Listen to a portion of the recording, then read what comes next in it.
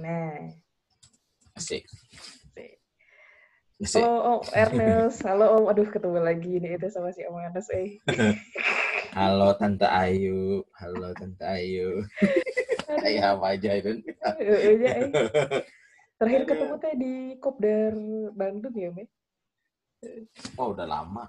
Kenapa Kopdar Banten Bandung?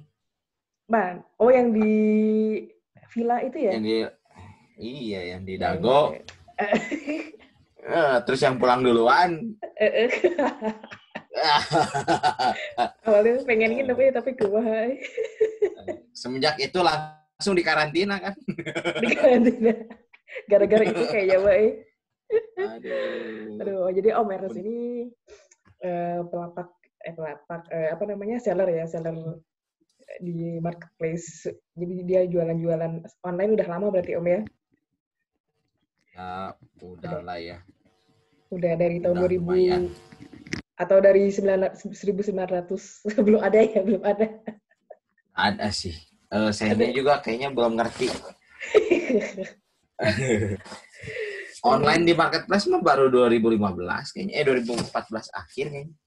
Itu waktu jualan langsung di marketplace atau misalnya di platform lain, Om? Kalau jualan awal mah di Kaskus ya, 2009. Oh, di Kaskus. Iya dong. Jualan apa waktu itu?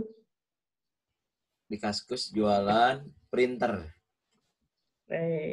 Terus apa lagi? Printer, servis komputer, yang gue inget ya, servis komputer, printer, terus perlengkapan komputer gitulah. Wih, zaman dulu mah pasti kenceng pisan etanya printer. Pasti kenceng banget ya si printernya. Masa? Mana ada, nggak ada. Semua ngebangunnya juga dari bawah, mana ada yang langsung rame. Oke. Terus jadi waktu abis dari Kaskus, produknya si printer, pokoknya tentang komputer, abis gitu pindah ke marketplace gitu ya. Marketplace pertama itu apa yang dicoba? Marketplace yang pertama adalah Tokopedia. Oke, Tokopedia. Setelah itu BL. Setelah itu Bukalapak. Setelah itu baru Shopee. Sebenarnya gitu, udah gitu apa? Udah gitu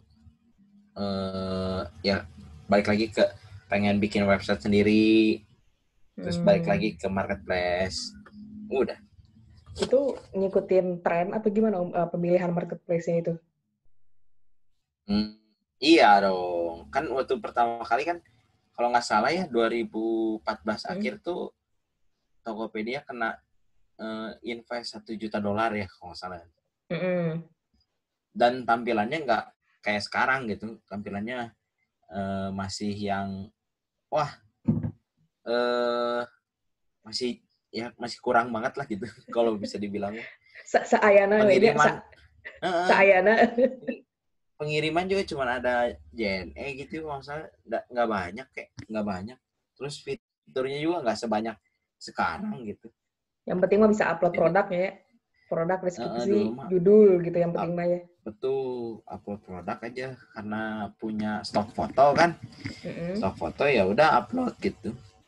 Oke. Setelah Tokopedia cobain Bukalapak. Bukalapak juga dulu masih apa adanya banget juga sama kayak Tokped kayaknya.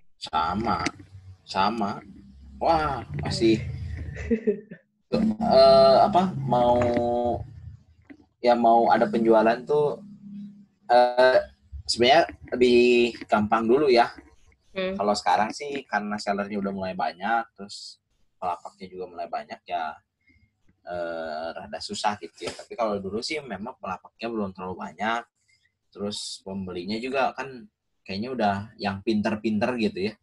Maksudnya yang masuk ke online tuh. Iya. Jadi ya pembeliannya jadi lebih oke sih. Nah, semenjak ada pemberitaan invest kayak gitu ya, nah itu naik sih 2015, 16, 17 ya berarti ya.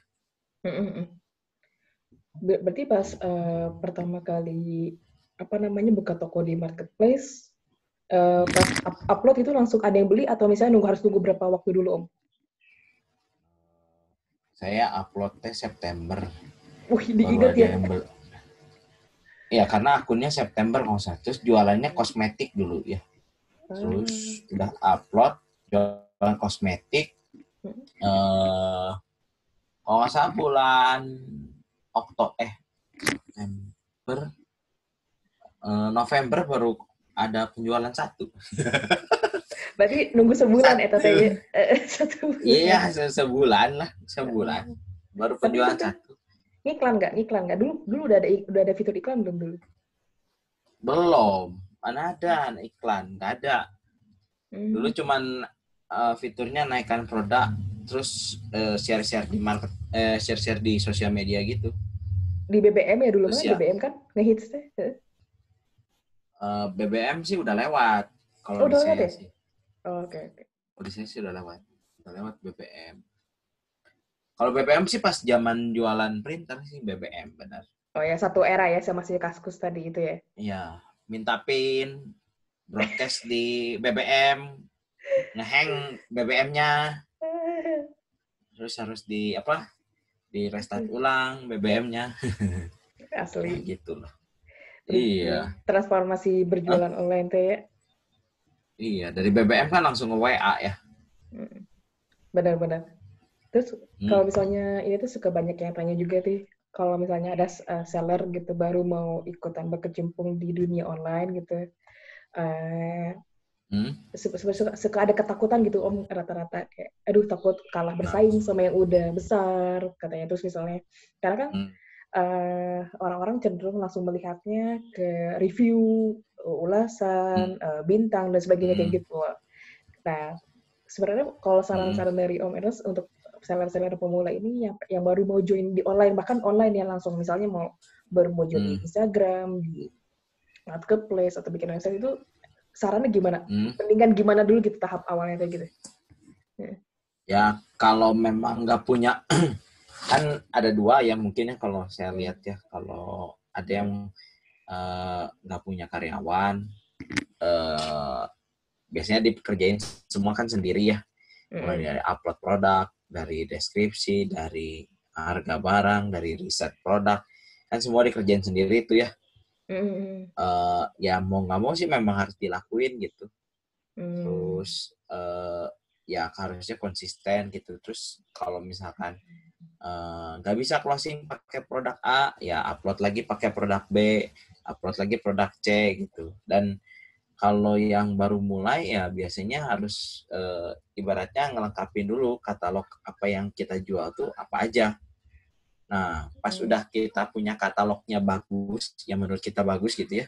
Kan kalau zaman dulu tuh ya kalau kita jualan di toko gitu ya. Jualan di toko tuh kan kita bikin brosur dulu kan.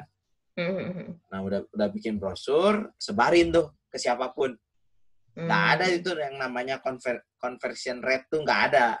Tapi kita cuma bisa kalau bagian 1.000 brosur yang balik ke toko berapa orang gitu kan. Ya conversion rate sih, tapi ya bisa dihitungnya. Kalau itu kan susah ngitungnya karena kita bagian asal nih, misalnya di lampu merah, disisipin di koran. Nah yang gitu-gitu kan kita nggak tahu bener nggak disisipin, terus bener nggak dibagiin. Sampai akhirnya ya kalau dia balik lagi bawa voucher ya berarti ya dia dapat tuh si brosurnya gitu.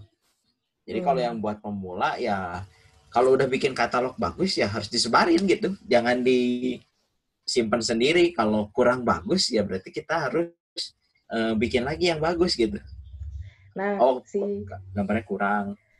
Kalau misalnya kita tuh udah punya katalog yang bagus, baiknya tuh kita menyebarkannya itu kan nggak mungkin kita sebarin ke semuanya langsung karena takut boncos juga, atau misalnya takut sayang waktu, sayang tenaga gitu kan. Bagusnya tuh kita sebarin si katalognya kita yang udah kita siapkan itu ke platform mana dulu nih? Apakah marketplace dulu atau misalnya media sosial dulu kayak FB atau Instagram gitu? Kalau saya sih dari awal pengen cari platform yang bikin mudah seller ya. Kalau di Instagram tuh saya merasa tidak mudah. Kalau di Instagram, Facebook, Kenapa? Karena nanti kalau makin banyak chattingnya masuk, makin banyak orang yang nanya cuman harga dan kiloan, ya berapa itu bikin rungsing ya, bikin rungsing. Jadi kalau ya bukannya saya nggak mau ngelayanin ya, tapi kalau bayangin aja kalau satu hari tiba-tiba ada 150 chatting yang masuk, cuma nanyain, Pak ini harganya berapa dan ini kalau saya ngirim ke ke Papua berapa, ke Bandung berapa, ke Medan berapa, wah gue kayak kamus gitu ya. Terus sekarang posisinya ekspedisi kan banyak banget tuh. Terus kalau udah kita bilang ya udah kita pukul rata misalnya pakai JNE gitu ya, kan kita bilang tuh, Pak ongkirnya 10.000. Terus dia bilang, Pak ada yang lebih murah lagi nggak? Terus kita harus nyari tuh, ini yang murahnya mana gitu. Nggak gawe pisan ya. Nah itu terus udah gitu udah ditotalin ya, udah ya misalnya udah dirinci, udah kasih nomor rekening segala macam, hilang orangnya. Ya kan, ya itu kan apa ya, bikin males sih ya. Bukannya saya nggak mau dapat orderan dari WA begitu, tapi ya itu sih saya dulu ngalami di printer tuh kalau ngelayanin satu-satu tuh kalau cuman 10 sih masih oke gitu ya. Tapi kalau udah 20-30 orang sehari tuh itu nggak apa ya, bikin emosi, bukan bikin senang sih. Niatnya teh pengen bahagia berjualan gitu ya, ada yang laku tapi malah jadi emosi. Iya, emosi itu emosi. Apalagi kalau yang baru transfer udah nanya kapan dikirim. Ya kan baru transfer, di packing aja belum, dibenerin aja belum gitu, dibikin invoice aja belum gitu. Nah, gitu-gitulah kalau di Instagram. Berarti makanya saya pilih di etanya. Marketplace. Ya, kalau dulu kan pilihannya kalau nggak ke Marketplace kan bikin website sendiri. Cuman kalau yang PR-nya dari website sendiri tuh kita kayak jualan sendiri gitu. Udah jualan sendiri harus bereffort lebih tinggi daripada Marketplace. Biaya yang dikeluarkan juga lumayan oke ya sebenarnya. Sebenarnya lebih besar kalau kita punya website sendiri. Kan kalau website sendiri itu ada server, kita harus beli, terus udah gitu kita harus beli plugin buat pengiriman, terus plugin buat chatting, ya yang kayak gitu-gitu kan sebenarnya perentelannya tuh banyak gitu. Belum nanti kalau traffic websitenya tinggi, terus kita harus naikin bandwidth. Maka itu beda lagi ya, beda cerita lagi tuh. Nanti tiba-tiba operasional udah terlalu tinggi di website, sedangkan pembelian di website nggak begitu banyak gitu. Jadi pengeluaran tidak berimbang sama pemasukan ya? Iya betul, itu saya alamin di 2015. Yang namanya juga coba-coba ya Om ya. Iya, traffic website kencang waktu dulu, cuman ya gitu. Yang lihatnya banyak, nggak ada yang beli. Kenapa? Itu apa yang terjadi tuh kalau misalnya lihatnya banyak tapi nggak dibeli itu biasanya gara-gara apa?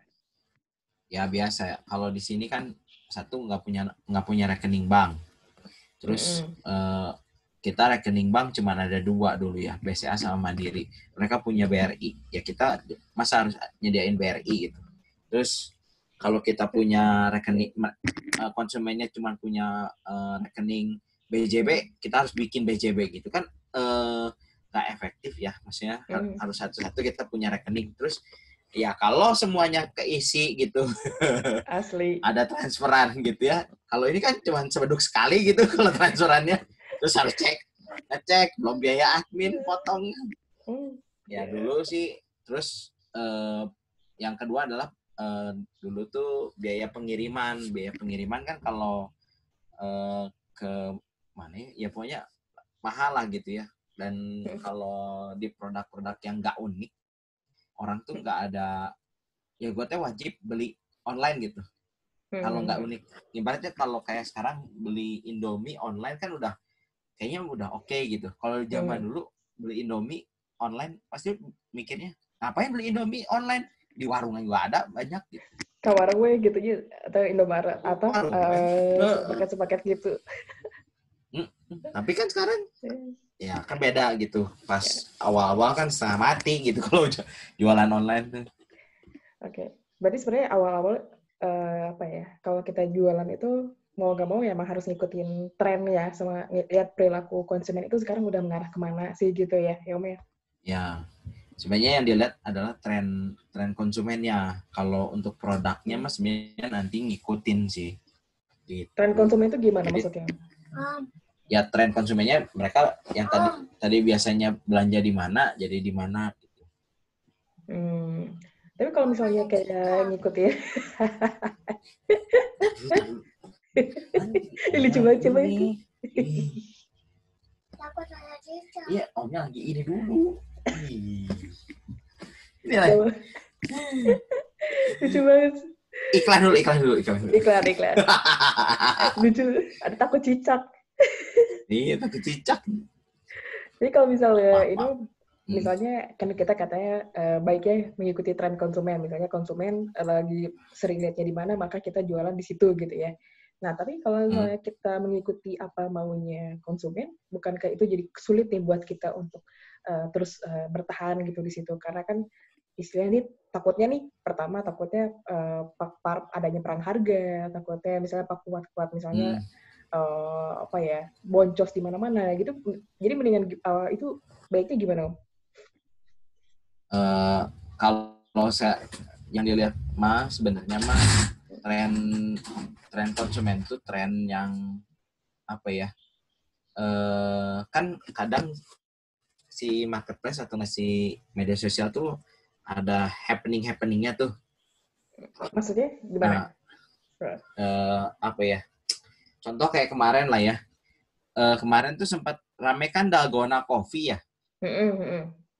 Nah, Dalgona Coffee kan sebenarnya yang ciptain happeningnya ini kan, yang ciptain happeningnya kan TikTok kan. Gitu. Jadi dari TikTok itu kan mereka nyari ini barangnya ke marketplace gitu. Jadi tren dalam artian tuh tren produk apa sih yang ya itu kan kalau yang memang mau jualnya barang tren. Tapi kalau nggak jual barang tren sih, gimana caranya barang kita jadi tren gitu. Berarti itu terserah kita mau bikin itu jadi tren atau kita ngikutin apa yang udah tren gitu ya, Om ya? Iya, betul. Tapi plus minus nggak sih, Om, kalau misalnya kita jualan barangnya udah tren, pasti kan orang-orang pun juga ngikutin kan. Dan mungkin yang di situ yang terjadi biasanya langsung perang harga tuh, murah-murah, atau misalnya banyak-banyak bagi-bagi gratis voucher kayak gitu. Jadi mendingan gimana tuh, Om, cara biar kita tuh tetap untung, tapi yang produk yang kita jualnya produknya tren. Yang pasti kalau lagi tren mah semua orang mau jualan. Jadi nggak aneh kalau itu mah. Nah, kalau nggak aneh nanti di depan tuh apa yang bakal ini tuh seleksi alam. Nanti berguguran tuh yang ini mah udah nggak laku lagi, udah nggak ini lagi, udahan gitu.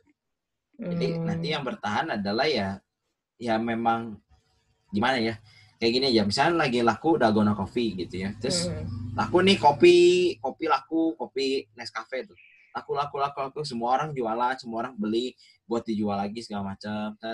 Nanti lama kelamaan kalau tiba-tiba yang udah beli terus ya misalnya udah jual gak laku juga, ngapain saya jualan produk ini lagi kok, soalnya di saya sih gak laku. Nah, kalau yang apa ya, penjual musiman ini nih yang bakal hilang tuh, karena nanti yang bertahan adalah penjual yang kategorinya memang fighting di kategori itu gitu. Misalnya berarti kalau jadi bisa dibilang pedagang musiman itu dia jualan produk-produk yang tren, tapi kalau pedagang yang survive yang bisa terus bertahan adalah yang ngejual produk-produk yang dapat memberikan kebutuhan kebutuhan masyarakat ya, kayak sembako ya gitu-gitu ya, Om. Iya, nanti lama-lama seleksi alam sih kalau menurut saya ya. Dan kalau nggak pakai produk sembako pun pakai produk lain pun gitu sih. Jadi nggak cuman produk di sembako, di makanan, di snack, tapi di produk-produk yang lain juga Kayak Misalnya gitu apa? sih. Misalnya apa produk lain teh? Paling gampang adalah iPhone sih. Bener nggak? Bener, Ya kan bener, bener, itu bener. kalau itu bukan produk makanan. Tapi kalau tiba-tiba dari Apple-nya, boom, ada produk baru nih. Semua orang kan pengen momentumnya tuh. Ya, tapi modalnya juga mungkin beratnya nyari supplier iPhone ini Iya. ada. Iya, makanya ada. Nah, dari iPhone itu kan kelihatan tuh ada Eh, tren-tren lainnya gitu. I see. Gitu. Ada ya misalnya ada handphone selain iPhone kan ada Xiaomi, ada apa gitu. Oh gitu. Jadi ya itu kan ngikutin. Sekarang mereka bikin happening dulu tuh di luar sebelum rilis biasanya kan gitu. Terus? Nah, pas rilis kan biasanya nyari tuh. Terus dibukanya tuh dikit-dikit barangnya tuh. Nah, semua orang punya. Nanti kalau udah ini dibuka banyak gitu. Ya itu sih bikin tren kan gitu ya. Oh gitu.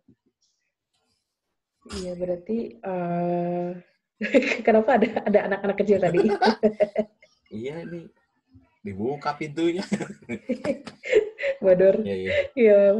Oh, berarti itu adalah kayak tren-tren seller ya kan? Kalau seller ada yang apa namanya jualan barang-barang yang ngetren atau misalnya dia jualannya barang-barang yang pokok gitu ya yang bertahan. Terus juga jualannya juga yang style ya kayak style iPhone kayak apa lifestyle gitu kan? Lifestyle. Iya. Tergantung daya beli juga nggak Betul. sih Om sebenarnya? Betul. Tante Ayu boleh di pause dulu bentar. Oh boleh siap. Bentar ya, bentar. Iya iya. Ini Ya rame itu lagi rame nggak ya? ya kan udah jam sore. Seru tuh. Oke. Ya, begitu. Ya berarti Gimana? lanjut lagi. Ya jadi kan berarti ada banyak pilihan nih seller-seller tuh kalau misalnya mau jualan, apakah mau jadi seller yang jualannya yang musiman aja, yang tren-tren aja, atau misalnya mau jualan yang dapat memenuhi kebutuhannya masyarakat, ataupun misalnya jualannya kebutuhan masyarakat kan bisa aja yang dari sisi surviving ataupun misalnya kayak iPhone tadi ya lifestyle kayak gitu kan. Ya, tergantung daya beli juga gitu. Nah, sekarang kalau misalnya itu adalah perilaku seller Om. Tapi kalau misalnya perilaku buyer itu di marketplace itu kayak apa sih? Perilaku bayar ya. Kalau bayar sih tergantung segmen sih kalau saya lihat ya. Jadi kalau segmen middle ke bawah gitu ya, harus ada promo dulu baru beli. Oh, oke. Saya harus benar-benar ada promo dan harga murah baru mereka beli. Beda Gitu ya? kalau segmennya menengah ke atas gitu.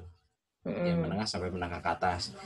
Nah kalau itu sih nggak apa ya, ya kalau mereka perlu harga nggak promo pun beli gitu. Oh iya.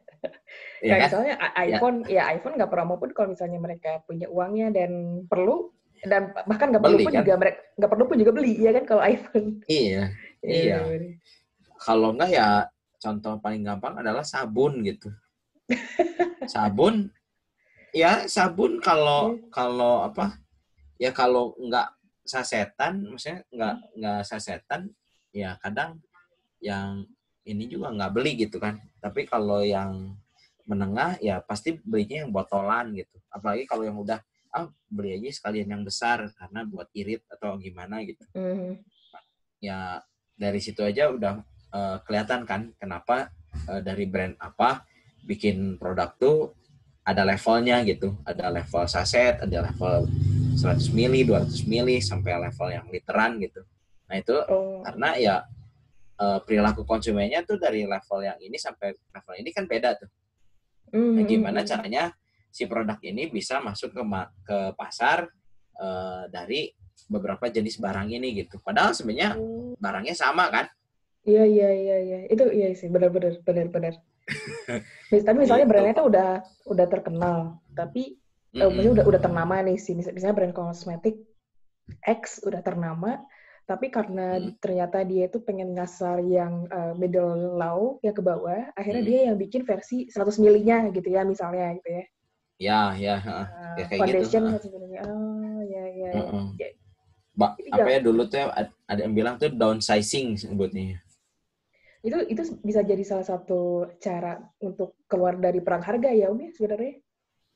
Iya, karena dari situ nanti ya balik lagi kalau kita mau jadi followers atau kita yang mau duluan gitu. Nah kalau yang kayak gitu kan research ya.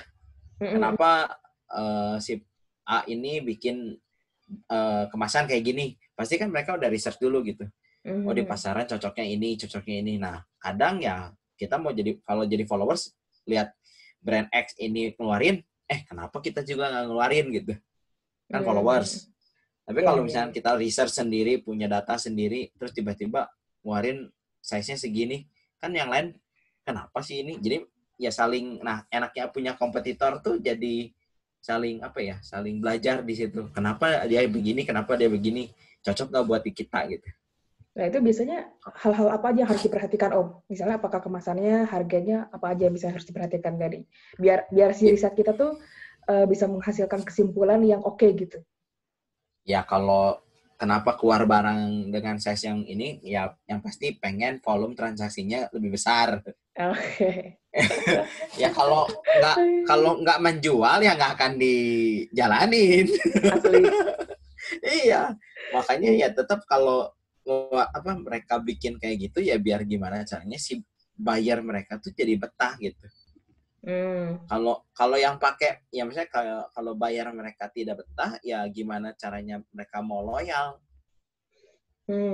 Gitu. Berarti konsumen di marketplace ini cenderung loyal atau enggak Om? Yang namanya online tidak ada yang loyal. Yang loyal itu cuman reseller Anda atau dropshipper Anda. Oh, gitu. Kalau bayar itu tidak ada yang loyal. Oh, itu dicatat ya. Ada promo dikit pindah.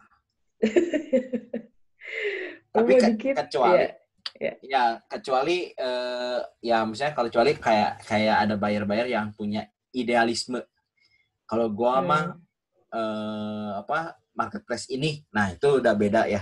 Tapi kalau yang namanya emak-emak, ibu-ibu mau manapun promo, nah itu sikat. Nggak peduli usaha, yang penting ada promo di mana sikat. Promo, iya promo. Apalagi promonya udah harganya murah banget gitu. Wah udah viral tuh di grup-grup mama tuh. Di sini ada promo, nah, udah langsung habis sekejap tuh ya. Kangkung misalnya sekilo 5.000 langsung disikat ya temannya. Wah, itu mah nggak usah kita ngetop adsin, itu mah top ads atau nggak usah ngiklanin, iklan berjalan gitu. Tapi langsung. Ya tergantung ini juga sih, tergantung sama si sellernya, dia ada budgetnya nggak nih untuk melakukan strategi harga kayak gitu kan. Iya, betul.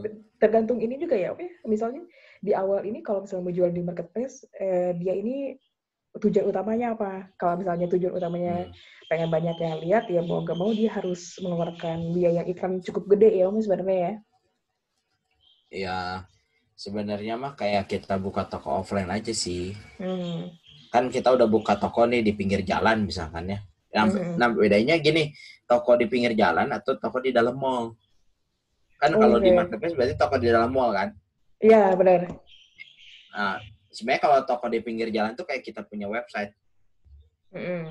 Ya, kalau toko di dalam mall ya berarti kita misalnya pajang produk nih. Udah pajang produk, terus kalau kita nggak ada diferensiasi, nggak ada menarik-menariknya sama toko yang jual produk yang sama sebelah, terus kita bedanya apa gitu sama yang sebelah? Bisa ngedirect mereka untuk beli ke toko kita tuh apa gitu. Oke. Nah itu yang sebagai yang punya toko tuh harus ngulik itu terus. Kita beda sama mereka tuh apa? Kita beda sama mereka apa? Kita beda sama mereka. Jadi nanti buat tim sales atau ini juga ya bisa ngasih tahu kalau konsumen kalau kita tuh punya kelebihannya gini.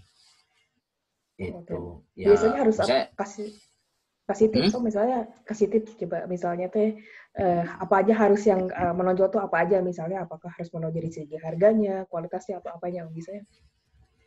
Yang pasti konsumen bisa terus-terusan balik lagi sama kita ya, satu, kitanya aktif. Aktif dalam artian gini, kita setelah posting barang tuh ya, ada periodenya, ada promonya gitu. Misalkan dalam sebulan promonya 2 kali. Nah, karena kalau misalnya kelihatan kalau yang nggak aktif, kalau nggak aktif tuh kita posting harga posting barang tanggal segini, terus sampai 6 bulan kemudian fotonya masih sama, harganya masih sama, ya nggak ada perubahan gitu. Ya gitu aja. Asal diculupkan gitu aja. Nah gitu. Kalau kitanya aktif kan, bulan ini, misalnya minggu ini teh lagi ada produk apa nih yang lagi ibaratnya tuh sale, atau enggak turun harga, atau enggak lagi ada produk baru apa lagi nih yang di toko kita lagi ada gitu. Nah itu pasti konsumen juga penasaran nih, si toko ini teh ada produk apa lagi nih, ada produk apa lagi, nah gitu. Jadi memang harus ya nggak cukup 20 katalog tuh nggak cukup. Jadi gitu. Bisa bikin katalog berapa biji gitu, dan tergantung momennya. Kan kalau misalnya kita nunggu pakai strategi momen kan, berarti kalau hari-hari biasa kita nggak sulit agak jarang closingnya gitu. Nah, kalau hari-hari biasa ini enaknya dikasih promo atau marketing seperti apa, Om? Kalau misalnya di situ?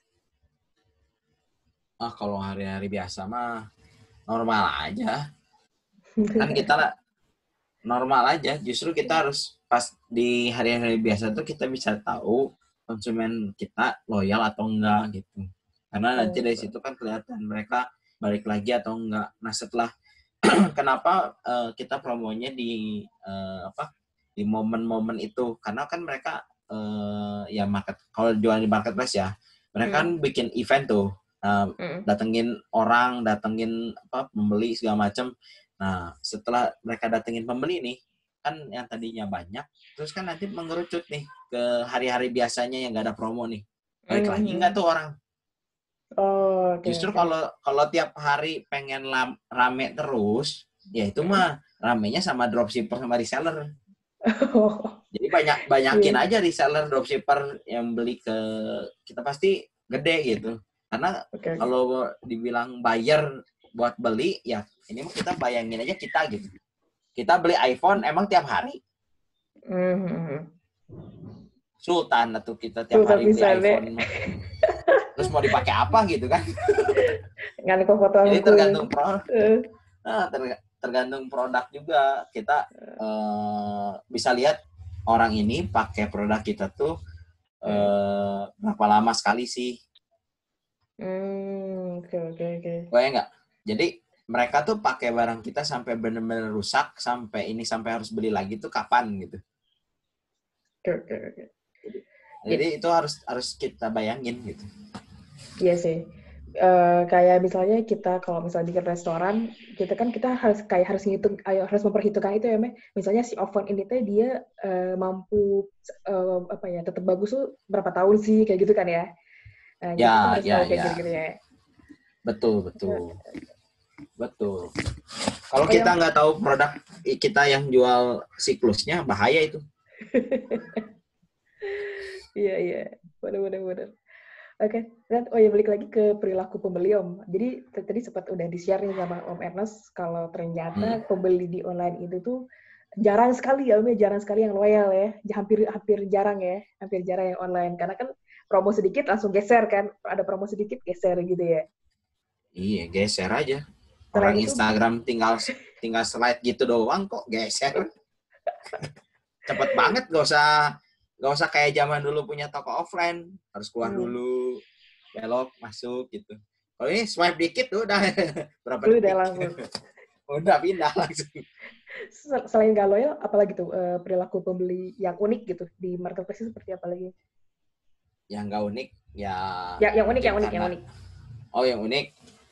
Yang unik. Yang unik. Unik kayak gimana dulu nih?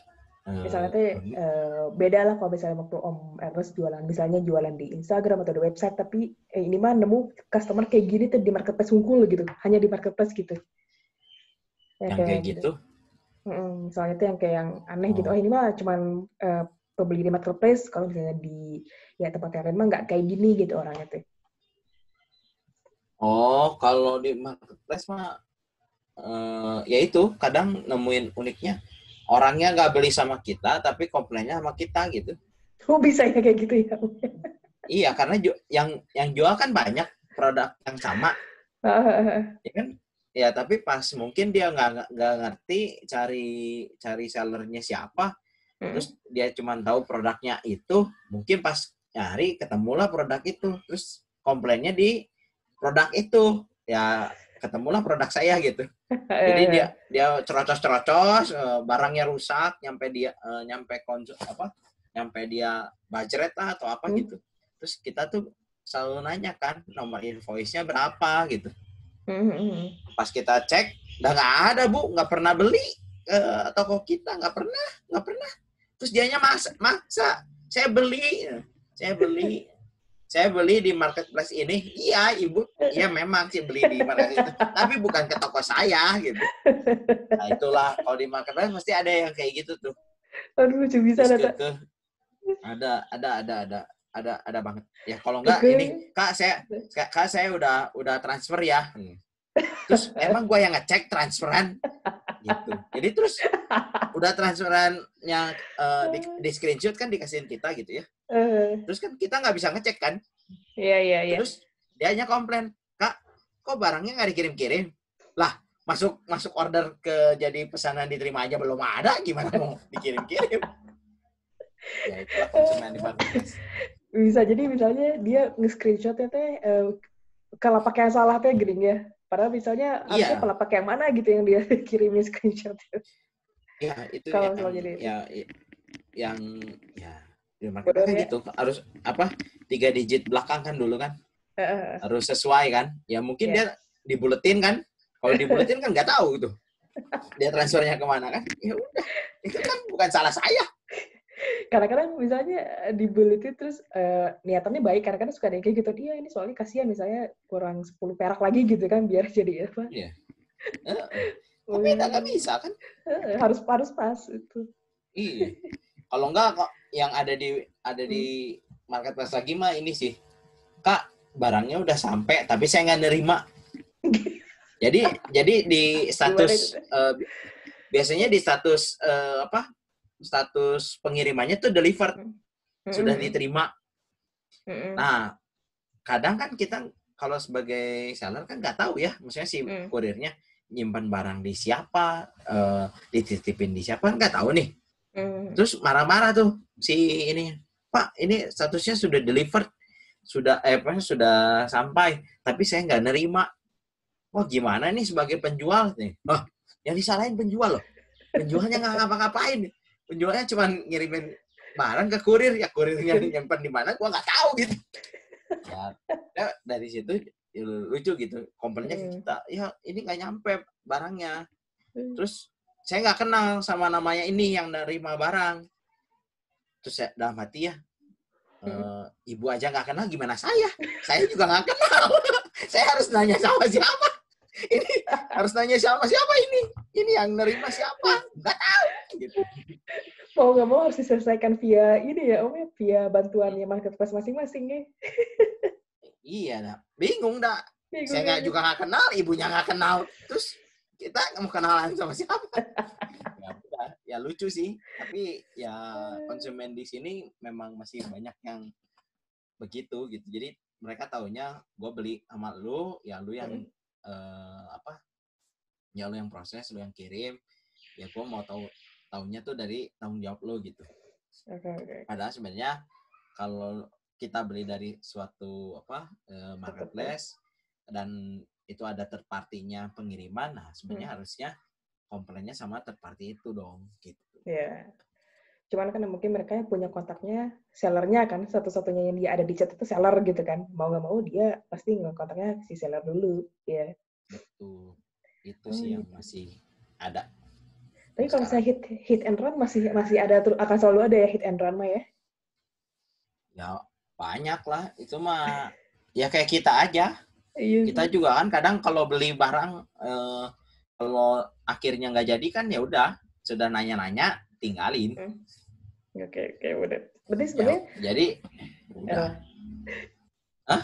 Ya ya, ya gimana ya, nggak usah di ini. seberapa besar sih Om? Misalnya gini, kan kalau saya untuk seller-seller di marketplace kan kita selalu diedukasi gitu ya bahwa foto produk, caption, deskripsi Hmm, itu ulasan hmm, itu adalah salah satu fondasi awal yang mempengaruhi kita bisa dapetin pembeli gitu kan. Tapi hmm, sepengaruh apa sih foto produk kayak gitu? Misalnya dimulai dari foto produk gitu ya. Sepengaruh apa bagusnya foto produk terhadap hmm. proses pembelian gitu, bahwa orang tuh sampai membeli di kita gara-gara fotonya bagus gitu. Pernah pengalaman ini nggak? Pernah nyobain nggak? Misalnya pernah nyobain pakai produk yang biasa aja sama pakai produk yang fancy, yang bagus. Kira-kira Oh, si pernah. hasil risetnya gimana Om? eh Risetnya yang jelek lebih banyak klik. Oh, banyak yang klik aja tapi nggak banyak yang beli. Ada aja sih yang beli. Jadi Uh, kalau saya rasa eh, balik lagi tergantung produk dan harga produknya ya. mm, Kalau harga produknya memang tinggi, ya produknya harus rapi. Kalau okay. kalau produknya receh, ya mau butak juga, ya orang udah tahu barangnya gitu. Produk receh tuh misalnya kayak gimana Om? Produk receh ya Indomie lah. Indomie kan ya semua orang tahu lah bentuknya kan kayak gitu gitu. Sayuran ogenya jika nanya Hah? sayuran ogenya termasuk salah satu produk yang receh ya, sayuran. Ya cuman kan kalau sayuran tuh ada apa ya, impor sama lokal kan. Mm-mm. Eh, Nah itu yang harus ditekaninnya sih kayaknya mah kalau di sayuran, kalau di produk-produk juga. Ya ini yang create-nya siapa nih? Jadi nilai jualnya tuh dari produk ini disiapin sama siapa? Oh, produk ini disiapin sama siapa? Oke. Ya, jadi kayak kayak dulu kan jualan snack lokal nih. Kan yang kita Hmm. angkat mah sebenarnya bukan makanannya. Nah, Hmm. kalau makanannya mah semua orang tahu, keripik singkong, semua orang tahu keripik pisang gitu. Tapi yang kita angkatlah siapa di balik si Keripik singkong makanan-makanan tadi. ini. Iya, Oke. karena orang kalau masyarakat Indonesia tuh kalau untuk faktor belinya gitu ya, Hmm. untuk rasa tuh nomor 2. Oh gitu. Untuk rasa, untuk apa? Eh, Ya pokoknya fitur gitu-gitu nomor 2 tuh. Kalau ya Hmm. untuk yang segmennya middle ke bawah tuh gitu tuh. Nomor 2. Yang nomor pertama adalah siapa yang jualnya. Gitu. Siapa yang punya produknya. Siapanya tuh dilihatnya tuh apa sih? Apa misalnya Om, yang dimaksud siapanya tuh apakah termasuk apa dia orang yang dikenal atau gimana Om maksudnya? Ya misalnya yang punya produknya tuh orang terkenal gitu.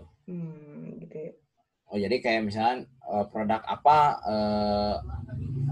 kayak ada fotonya artis gitu. Hmm? Nah, orang ya gue pernah nemuin gitu di jalan, gue pernah makan makanan ini yang ada artisnya katanya. Oh, yang ada artisnya. Oh, artisnya di mana? Itu di kemasan, tempel. Oh, iya.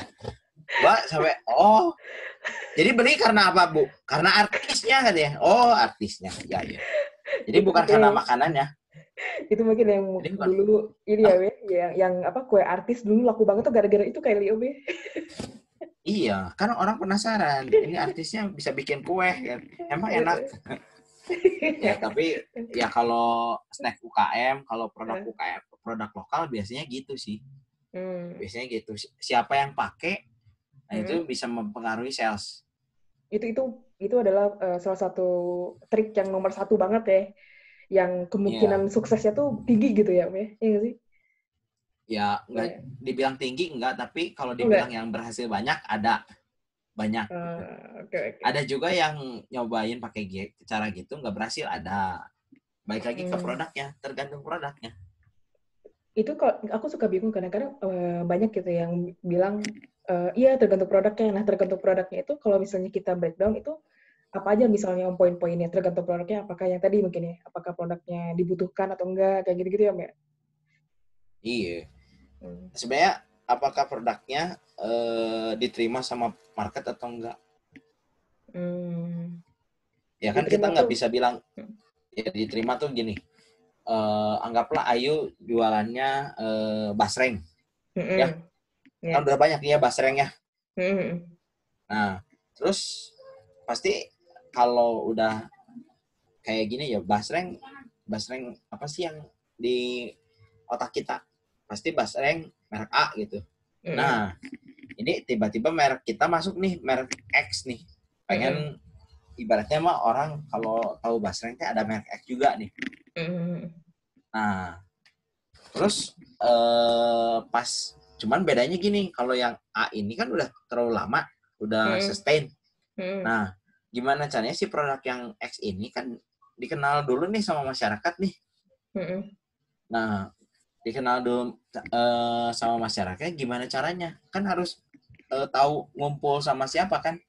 Si apa snack basreng ini dimakan kan? Nah, nanti setelah itu nanti di riset lagi apakah yang tadi nyobain si snack basreng ini repeat order atau cuman sekali nyoba udahan. Oke. Padahal produknya sama. Terus itu kan balik lagi ke produknya ya. Jadi kalau misalnya pas di produknya ya memang produknya sama tapi hasilnya bisa beda gitu. Bisanya kayak nanti ya tergantung riset rasa. lagi.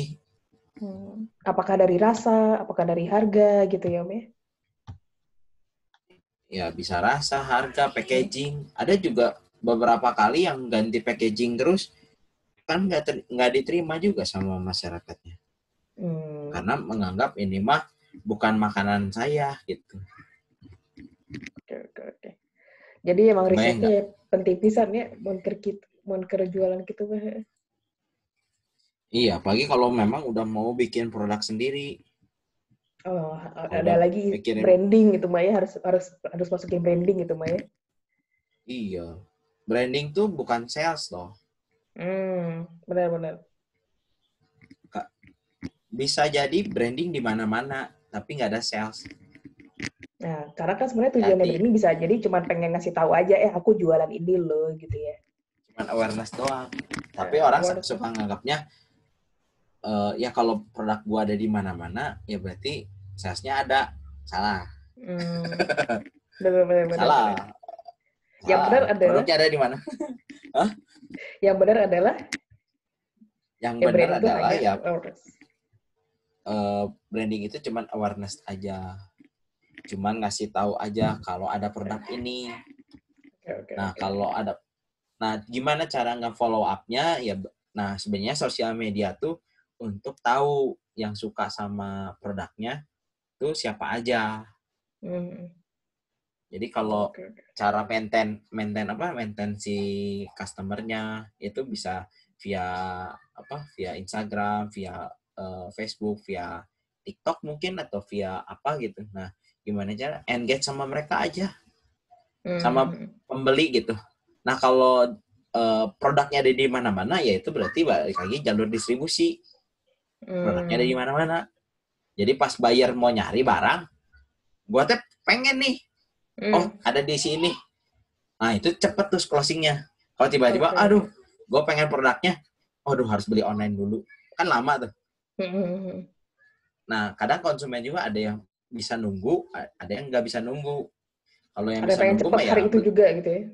Nah, ya apalagi kalau misalnya produknya lagi hype gitu ya, pasti kan gue pengen gitu. Nah, ini si yang pasti pas udah lagi kayak gitu tuh biasanya bagian produksi nggak kaget gitu biasanya.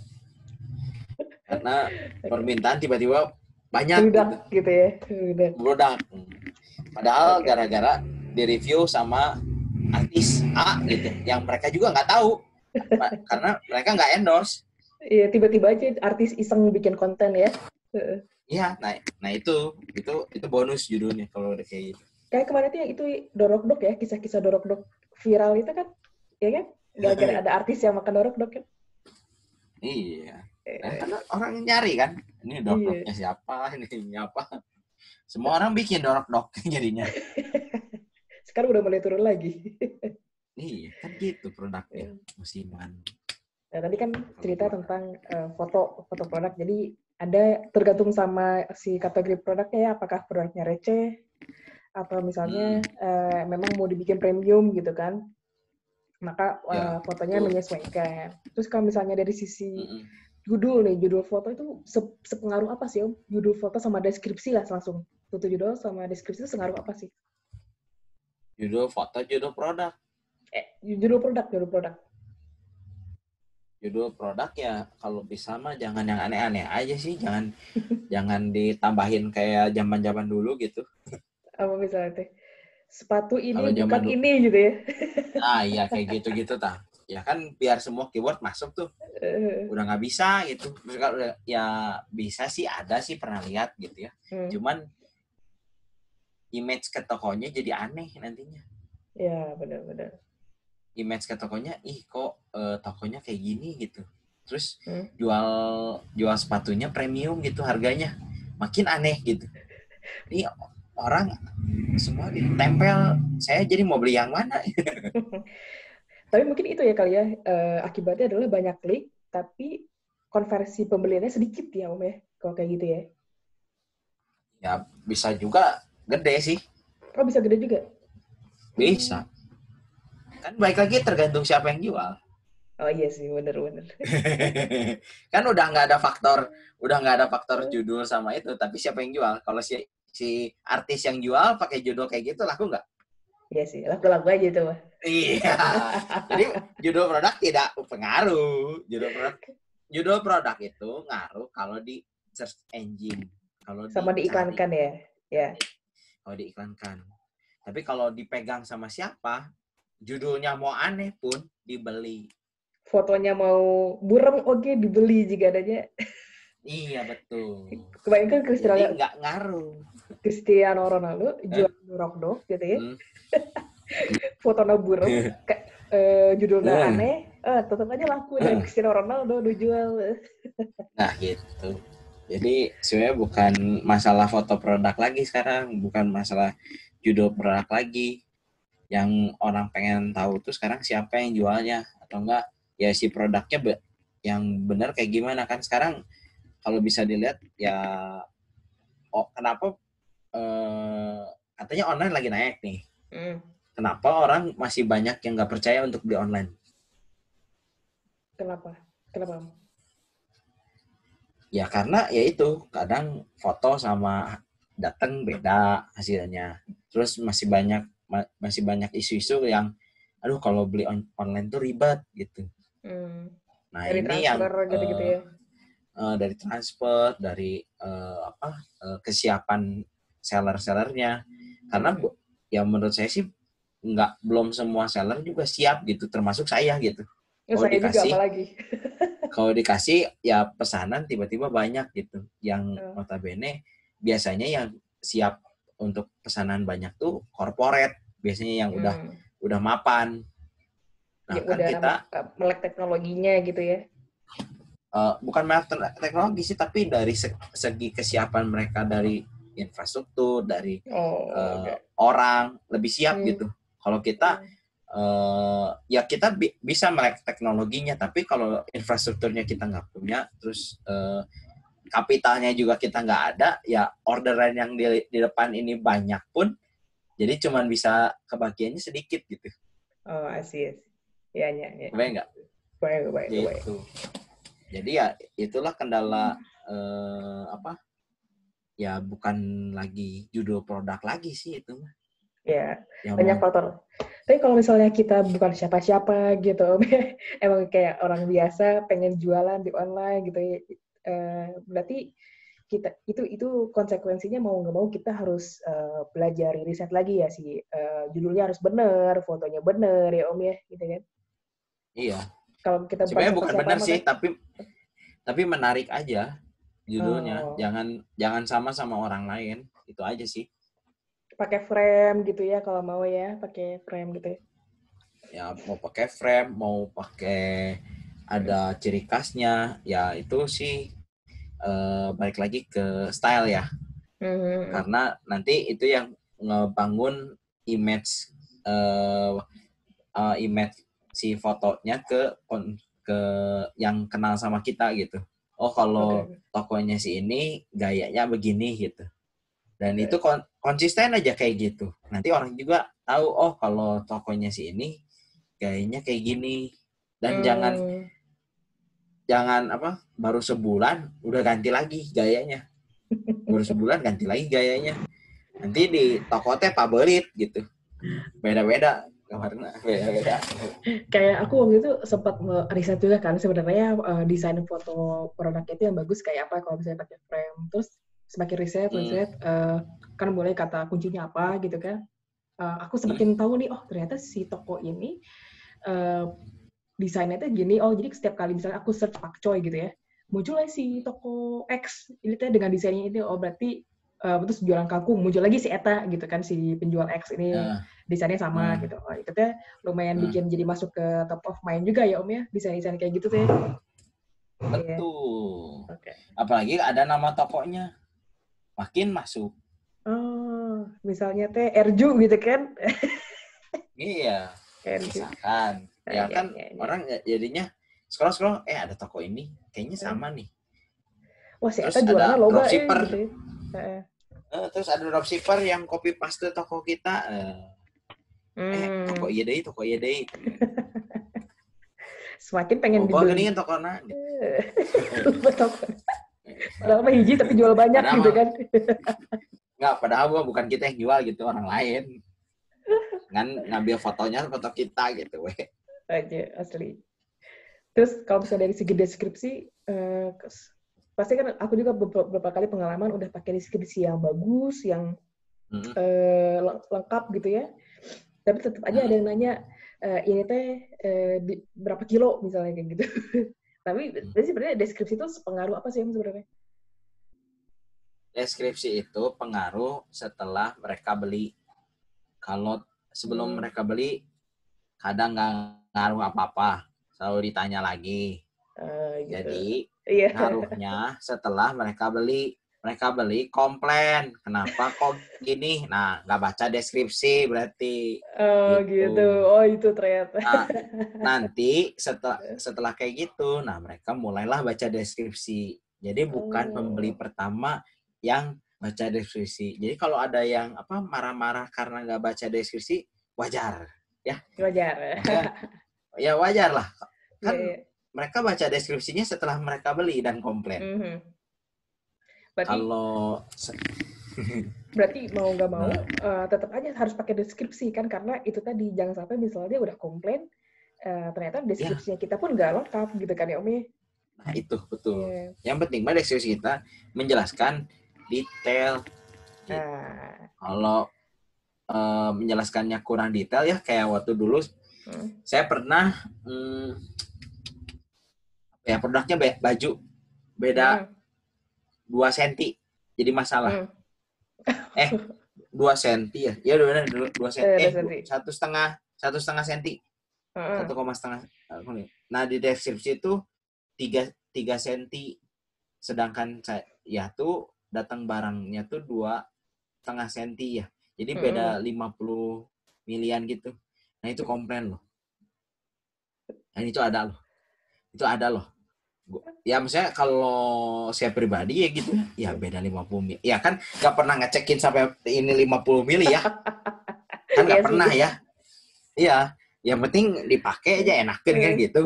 Nah, ada loh konsumen yang benar-benar detail banget. Ada. Oh gitu. Jadi ya kalau kita di deskripsinya memang salah ya kita akuin salah gitu. Tapi kalau deskripsinya udah benar terus dianya komplain ya berarti yang nggak baca deskripsi ya dia si kan gitu. customer-nya. Iya. Setuju. Ya sok kalau jualan sayuran tiba-tiba sayurannya disenti semua, pas datang kurang semua, gimana? Oh, repot. Iya, Yang aneh itu repot. misalnya di timbangan kita udah 1 kilo, misalnya udah ditimbang 1 kilo. Terus mereka kita kirim apokat 1 kilo. Iya. Terus di sana si pembeli ngetes ya, punya timbangan lagi. Ternyata misalnya kurang, misalnya cuma 900 gitu, 900 gram gitu ya, cuma 980 gram, kurang 20 gram deh, masih diprotes. Biasanya, tapi kita bisa jadi ya kan kita juga nggak tahu sebenarnya kalau kayak gitu kan masalah kilauannya siapa tahu ada yang rusak yang sama gitu kan ya sih. Iya. Ya itulah makanya harus jelas dulu kalau di konsumen. Kalau di saya sih makanya ada bukan berat neto tapi berat volume. Oh gitu. Ya itu yang selalu jadi masalah itu ya, Pak. Iya, Terkadang sekarang beratnya. berat neto anggaplah ciki. Ciki kan cuma 100 gram. Logikanya kalau 100 gram berarti kalau mau sekilo beli aja 12 piece, bener? Benar. Nah, tapi kan realitanya 12 piece tuh ke ekspedisi jadinya 3 kilo. Gimana? Oh gitu ya? Oh jadi 3 kilo gitu ya? Iya. Oh, Iya, karena ada berat volume. Ada berat volume tuh panjang kali lebar kali tinggi, bagi 6.000. Oh yang itu teh. Nah kan, kadang konsumen kan nggak ngerti ya yang kayak gitu. Berarti itu Saya buat kan gini. Buat buat penjual pemula harus diperhatikan ya si apa namanya satuan itu ya, satuan berat itu ya, yang volume itu ya. Iya, satuan beratnya selalu dicek, dilihat gitu. Kalau jualan misalnya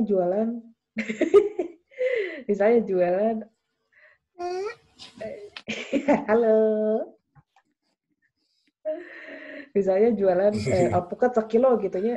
Nah berarti yang benarnya adalah ya kita timbang sama packagingnya. Oh ya, itu yang harus dicantumkan itu ya. Karena kan lupa sampai mencantumkan packagingnya ya. Itu tuh harus ditulis juga di deskripsi.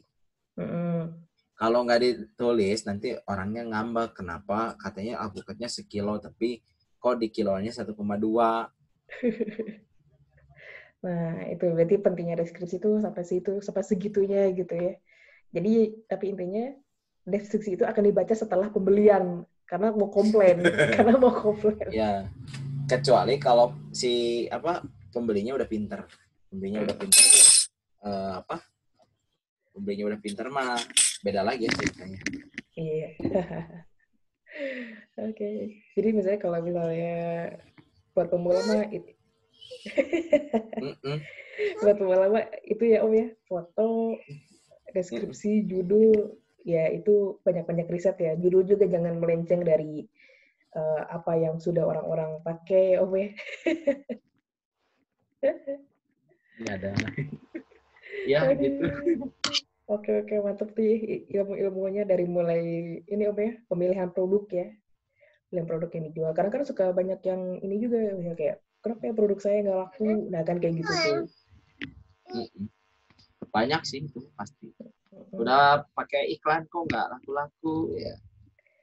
Balik lagi ya itu harus di riset. Produknya diterima atau enggak kayak gitu-gitu ya. Betul. Harga. Ini di pause dulu ya, Boleh. Aduh. Ini kalau di rumah banyak intermezzonya.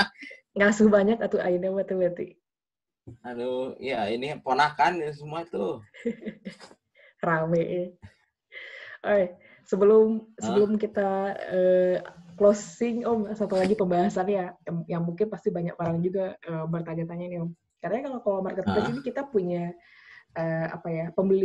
perilaku pembelinya yang berbeda-beda. Misalnya kalau di Shopee kayak gimana, kalau di BL gimana, di Tokped gimana. Nah, yang pengalaman dari Om Ernest ini yang kerasa gimana Om? Yang pasti beda ya.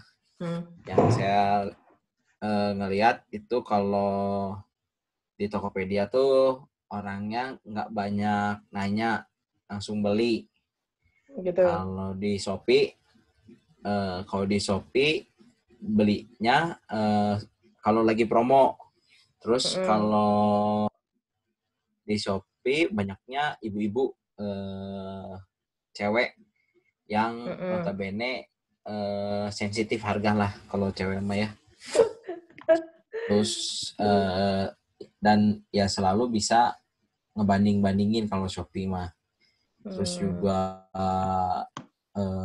kalau ada promo dia beli, kalau nggak ada ya biasa aja gitu ya. Terus kalau di Tokped ya kita nggak promo, masih bisa ada penjualan, masih lumayan, masih bisa apa ya, lumayan gitu ya kalau dari margin. Terus kalau di Tokped tuh banyaknya cowok, kalau di toko saya ya, kalau toko yang lain nggak tahu. Kalau yang saya lihat itu terus kalau BL. Kalau BL itu sebenarnya mirip Shopee ya karakternya, karakter pembelinya gitu ya.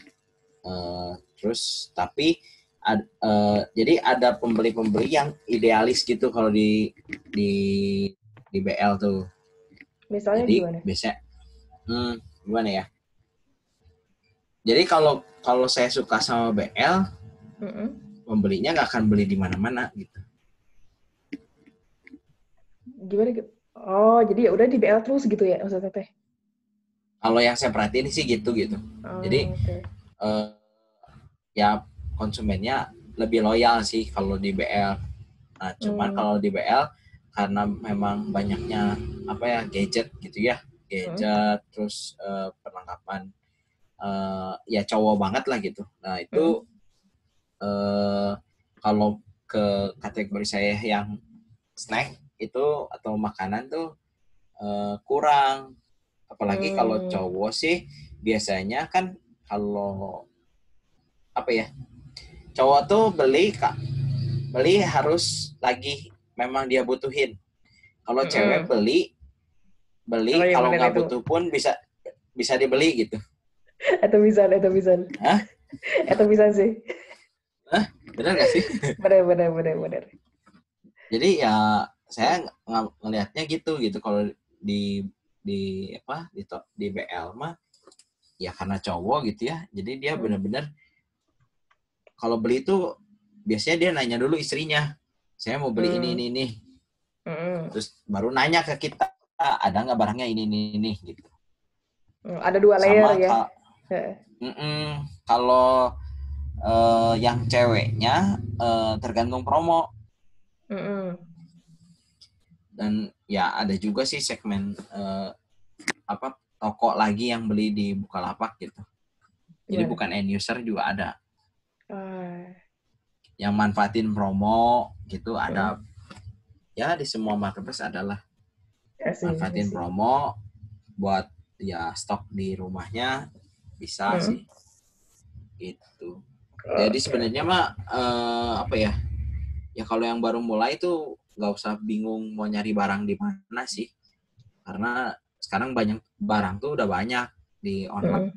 Nah kecuali memang pas di online kitanya lihat ini di offline ada nih barang ini, pas nyari di online nggak ada. Nah itu bisa jadi peluang tuh. Oke. Jarang gitu ya. Iya, siapa tahu dengan barang itu jadi closing lebih banyak. Kan kita kan nggak tahu ya. Kita kan nggak tahu. Yang kita tahu mah ada barang bisa upload gitu. Kayak aku pernah denger cerita ada yang jualan stop kontak gitu ya, katanya emang iseng aja dulu teh. Iseng aja upload gitu ya. Taunya teh mobil udah kena, soalnya jarang yang jualan stop kontak, jadi peralatan listrik gitu ya, peralatan listrik. Dulu aku dengar cerita itu di radio ya, karena awalnya iseng upload, tapi karena waktu itu jarang orang jualan peralatan listrik, terus akhirnya para penjual itu akhirnya dia hanya beli di tokonya dia gitu kan, satu-satunya dia. akhirnya membludak gitu. Betul. Iya. Ya ini sih sebenarnya yang online lagi masih banyak PR ya.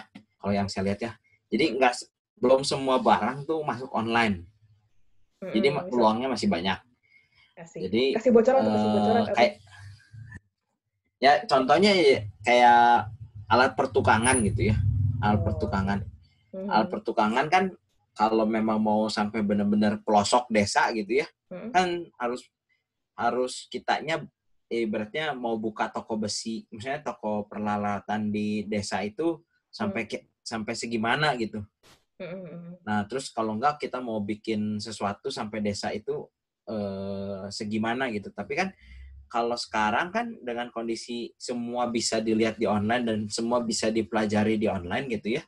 Nah, yang tadinya dia harusnya ngambil ke kota, harusnya dia ngambil ke kota terdekat, tapi dengan informasi yang sekarang ada di online mungkin bisa jadi lebih lengkap gitu ya. Yang tadinya dia ngambil ke kota, dia bisa langsung ngambil ke tempat yang memang yang memang lebih ngerti gitu mungkin.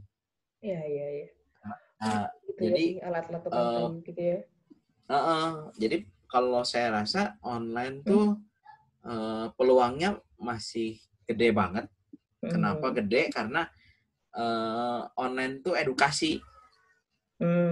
Maksudnya gimana online itu edukasi? Jadi gini, setiap bulan atau enggak setiap hari pasti ada produk baru. Oh iya. Produk baru ini biasanya untuk menyelesaikan sesuatu yang ada di masyarakat biasanya. Gak mungkin kalau dia bikin produk itu nggak nyelesain apa-apa, cuman gaya-gayaan nggak mungkin. Nah, yang PR-nya adalah mengedukasi si produk ini nyampe ke tangan konsumen kayak gimana. Jadi PR-nya tuh dari tahun tahun jebot juga selalu kalau gue bikin tuh ini cara pakainya gimana gitu. Iya. Oke. Nah ini selalu dan kedepannya ya tetap edukasi sih, edukasi. Nah nanti yang jadi kalau bukan angkatan kita yang ngerasain, berarti angkatan bawah kita yang merasakan. Okay. Jadi online tuh ya peluangnya tuh masih banyak gitu, masih kan itu dari segi perdagangan ya. Kan mereka bikin barang, ciptain barang untuk jadi lebih simpel, untuk jadi lebih ini. Nah ini setelah mereka bikin barang, pengaplikasiannya kayak gimana sih realnya? Itu yang masih kadang-kadang orang tuh belum bayang ya. Belum kebayang. Ya sekarang kayak mereka dikumpulin seminar gitu ya. Tapi beres seminar juga bingung biasanya. Gak kebayang bingung. Ya kadang gak kebayang di rumah kudu ngapain, kudu ngieu, Nah itu biasa. Nah di situ tuh kalau bisa ada video-video edukasi sampai benar-benar kayak what to do-nya benar-benar detail gitu ya. Ya mungkin ada sebagian orang yang udah nggak kepikiran mau ngapain, dikasih kayak gitu, ini ada tata caranya loh. Oke. Berarti yang bisa dibawa pulang gitu ya, yang bisa dibawa pulang ya Om ya? Yang bisa mereka tuh lihat lagi gitu. Kayak belajar masak aja. Makin kesini makin detail nggak? Makin. Iya kan? Sampai bentuk sendoknya harus kayak gini. Dulu mana ada suruh sendok kayak begitu. Iya kan? Sendok ya semua sendok gitu. Sekarang udah mulai sendok ada yang kayak gini, pancinya yang kayak gini, katelnya yang kayak gini. Zaman dulu mana kepikiran sampai panci harus beda, terus harus pakai kompor listrik, harus pakai ini kan edukasi ya ujung-ujungnya ya. Setuju. Itu sih. Sekarang tuh emang kita tuh didorong untuk berlomba-lomba kreatif terus gitu ya Om ya. Jangan sampai kayak peka sama peluang, terus juga makin kreatif gitu ya. Cara-cara misalnya mau jualan sendok kayu, ya pasti sisi kreatif itu ditambah unsur apa kayak tadi misalnya sampai harus edukasi kayu, edukasi sendok tuh ya ada kebutuhan untuk menjual sendok kan berarti Om ya. Iya. Sampai segitunya. Pokoknya intinya sih gini, kalau mau mulai jualan, jualanlah dengan barang-barang yang kalian mau pakai. Dan kalian pun mau pakai gitu. Kalau kalian nggak mau pakai, jangan jualan. Oh, itu teh ada mantra-mantranya gitu. Bukan gini, kalau kitanya sendiri nggak suka barang yang kita jual ya, nanti konsumen nanya tuh nggak akan dijawab. Kitanya nggak passionate untuk menjual barang itu ke pelanggan gitu ya Om ya? Iya. Dan kalau memang mau maksain itu dijual, nah berarti kita harus mempelajari itu, mau nggak mau gitu aja.